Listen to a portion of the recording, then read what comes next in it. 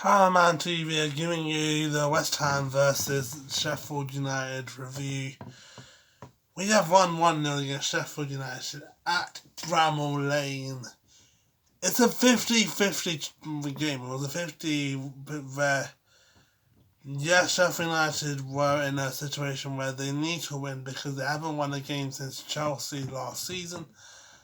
And we were in the situation where actually, we weren't recently 3 points because, well, we're in a good form. We got the 3 points by Haller's 20-yard goal. It was a good goal. It was a mistake by Ramsdale. But the thing is, this is Sheffield United. You've got to think about this. This is a team that hasn't won the match since the restart. And it has been disappointing results for Sheffield United. But, I don't really feel sympathy for Sheffield United, to be honest with you. I mean, come on. Yes, this is the Carlos Tevez derby, where I just don't feel sympathy for Sheffield United because, yeah, they are a good team, but they relied on Dean Henderson. The reason why Sheffield United were in the position last season, because they always relied on one player, and that was Dean Henderson. Now, Dean Henderson, like I said in my preview, he was the player of the year for Sheffield United last season. Good player, good goalie, good youngster, but going to Manchester United just ruined, not only ruined Dean Henderson's career, but it ruined Sheffield United's team, because if you can say that Sheffield United, the reason why Sheffield United were in a position where they were last season, it wasn't because of Dean Henderson, then I can just ask you, why didn't you guys play the way you guys played last season? Because you guys did score goals. Dean Henderson didn't score goals last season. It was McGoldrick and Missy. So you can't say that. It was so many chances created for both of us, but it was disappointing that we didn't get the 3 points by scoring more than one goal. We only got the 3 points because we scored more than one goal, which is okay. We got the 3 points. Yes, with 8. Yes, we got 14 points, but we had the chances to score a lot of goals. We had the chances where we could have just battered Sheffield United. We had the chances where we could have just end the game with 3-0. But the key fouls side, the C-check shot on the left, it was so close to go in, but it just went out, 1 yard out. The Haller miss, middle of the box. It's not really my cup of tea to see us missing chances like that. Declan Rice's header, which hits the bar. It's not really, again, it's like these chances we should have scored.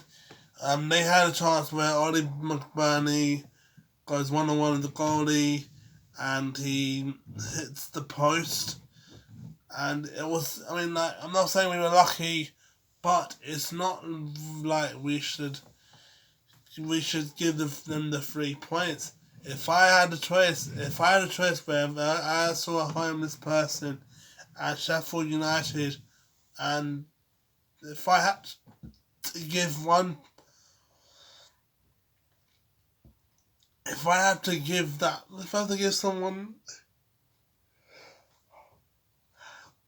like, if I had to give someone something like food or money, I would rather give the money to the homeless person. Because Sheffield United needs to learn their mistakes. You would feel like you've done a good deed if you give money or food to a poor person than letting Sheffield United get 3 points. Yes, they're not in a position where Sheffield United, like, you wouldn't be in, like, to be honest with you, like, yes, you're in a position where you shouldn't give them the goals. That's any match. But who gives, like, I mean, this is like any team in the Premier League, by the way. You shouldn't, give.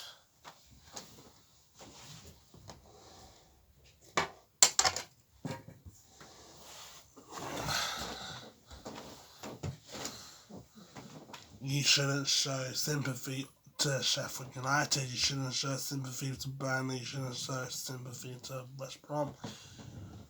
3 points. 3 points. Like, we have to keep this winning momentum going. We've got Villa, who lost against Brighton 2-1 last night at Villa Park. So yes, Villa's got the attacking threat, but we've got the attacking threat as well.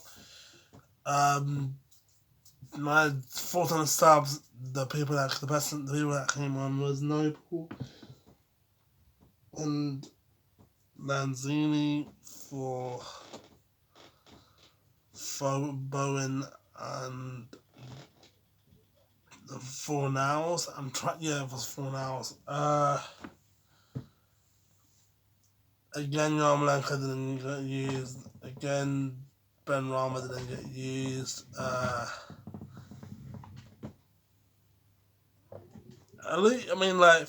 Noble's like 36 years old, so I don't know why he was in the right wing.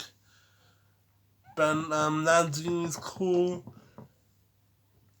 Haller's is a good player, but there's some things people are saying, okay, why don't Haller be happy with his celebration?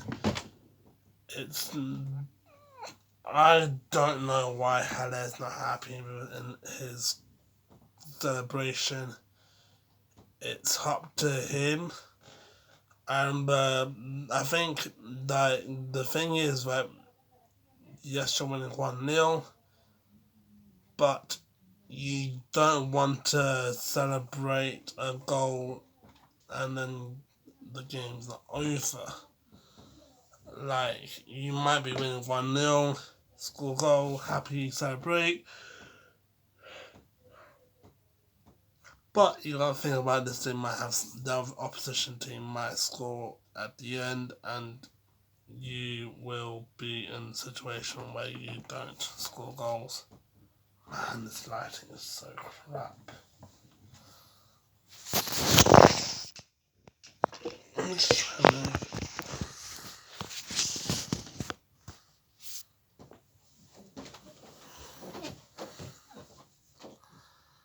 That's better.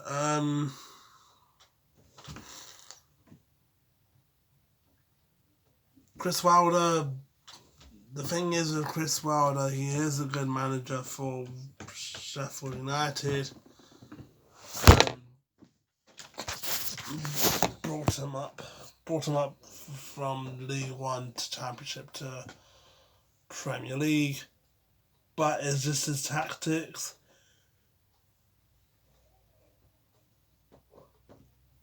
That he's using is not really helping Sheffield United. I feel like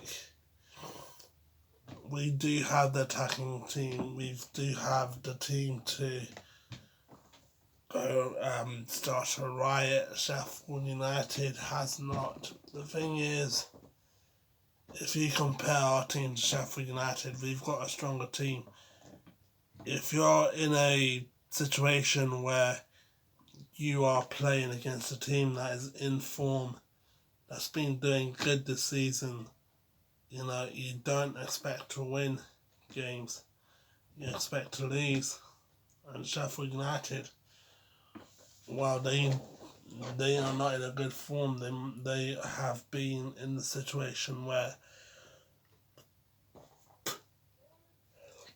goals keep coming. So this is what I checked. So basically, I've done my calculations, yeah. and this is where this stat has shocked me because of how they played last season and they played today. Sheffield United, this season they were in a better position than from last season to this season. They were, I think they got like 12 points. They won. They actually won games. I think it was 9 points. They were in the top. They were in the top half of the league. This is where it gets interesting. Yeah, Sheffield United played 9 times, and they've scored. They only scored 4 goals in their 9 games. 9 games they played, they only scored 4 goals. And then you look at another stat that I just brought up. They conceded 15 goals in 9 games. 15 goals they conceded. That is like, if you're a Sheffield United fan, you'll be like, I'm glad I'm not at Bramall Lane. I'm glad I'm not going to the away matches. Because if you see your team going up like that, and you just feel like, wow. Another stat.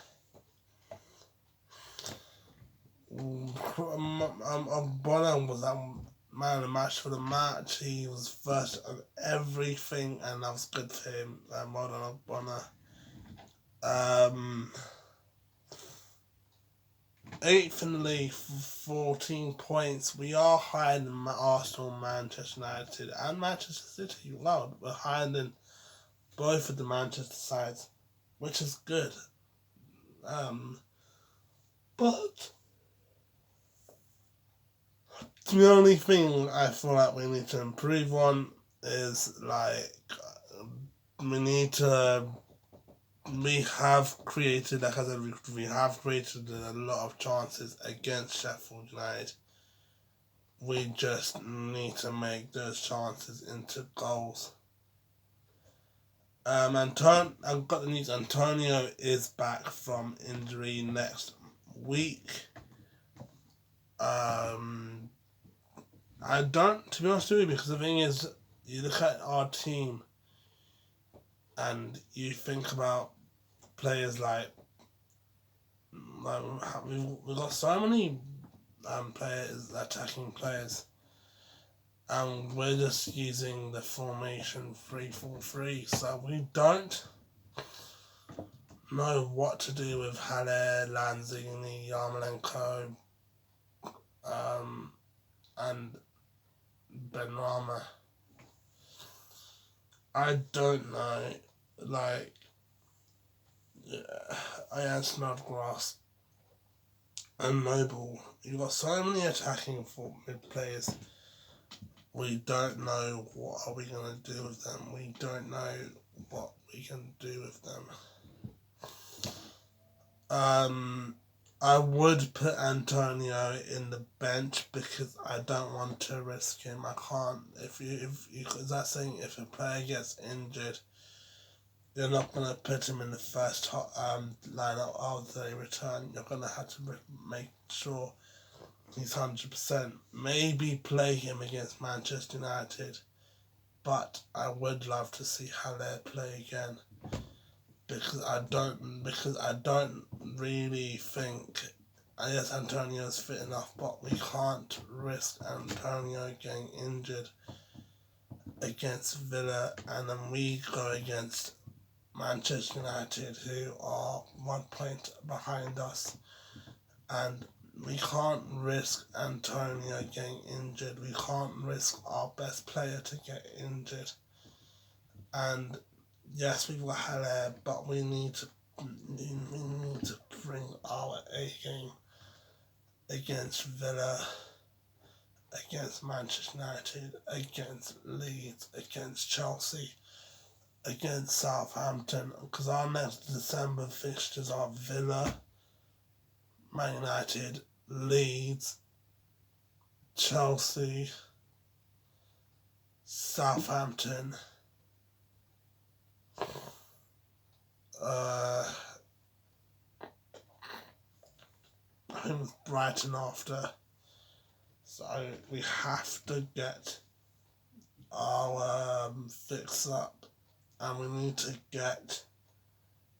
We have we need to sort our team out, because if we've got too much attackers, we may have to either sell them or not play them, and I'm not really want to see like players like Lanzini, Yarmolenko on the pitch, because I don't want them to think that this is the end of the road for them as a West Ham player. Thanks guys for watching this video. Hit the subscribe button if you're new. I'm glad that we won against Sheffield United. My condolences, Sheffield United, for not winning against us. Thanks for giving us a fight today, but we just had to bring our A game. Peace. I'm out.